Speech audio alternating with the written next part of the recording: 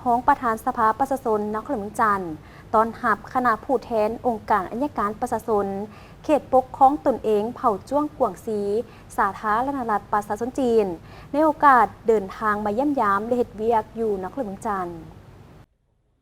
ในวันที่ 8 เมษายน 2025 อยู่ที่ห้องว่าการปกครองนครหลวงจันทร์ท่านบุญธรรมพุทธวงศาห้องประธานสภาประชาชนนครหลวงจันทร์ได้ต้อนรับคณะผู้แทนองค์การอัยการประชาชนเขตปกครองตนเองเผ่าจ้วงกวางซีแห่งสาธารณรัฐประชาชนจีนนำโดยท่านหวงจี้พิงหัวหน้าองค์การประชาชนเขตปกครองตนเองเผ่าจ้วงกวางซีพร้อมคณะโอกาสนี้ท่านบุญธรรมพุทธวงศาได้ตีราคาสูงต่อการเยี่ยมยามของคณะในครั้งนี้นอกจากจะสืบต่อหัดแนนและเสริมขยายการพัวพันหัวมือ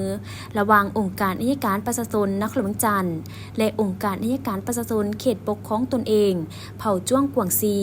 ก็คือองค์การอัยการประชาชนสูงสุดสาธารณรัฐประชาธิปไตยประชาชนลาว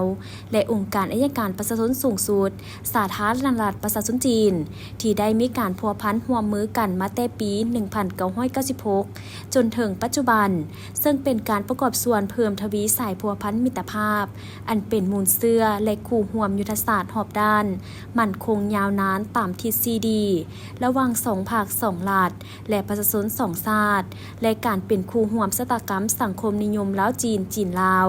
ทั้งเป็นการจัดตั้งพันขยายเนื้อในจิตใจบทบันทึกการหัวมือที่ทั้ง2 องค์การจัดตั้งได้ลงน้ำร่วมกันในแต่ละระยะให้เข้าสู่ล่วงเลิกนับมือนับเป็นรูปธรรมด้านการหัวมือได้รับการเสริมขยายอย่างต่อเนื่องและเป็นรูปธรรมซึ่ง2 ฝ่ายได้จัดตั้งพันขยายข้อตกลง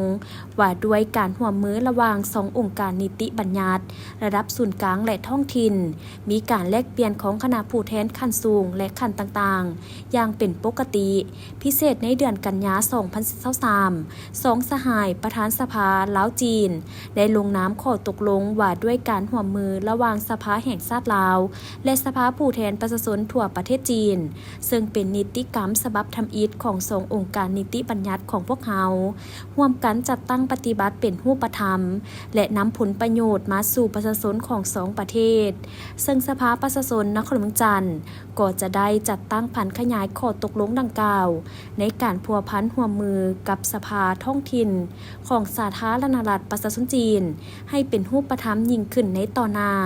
ท่านหวงจี้พิงก็ได้แสดงความขอบใจต่อการต้อนรับอันอบอุ่นพร้อมทั้งได้รายงานจุดประสงค์ของการเคลื่อนไหวเฮ็ดเวียกงานอยู่นครหลวงจันทร์โดยเฉพาะการเฮ็ดเวียกร่วมกับองค์การอัยการประชาชนนครหลวงจันทร์เพื่อสืบต่อเสริมขยายสายพัวพันหัวมือของ2 ฝ่ายให้นับมือเติบใหญ่ขยายตัวมีบาดก้าวใหม่และพัฒนาอย่างบ่หยุดยั้ง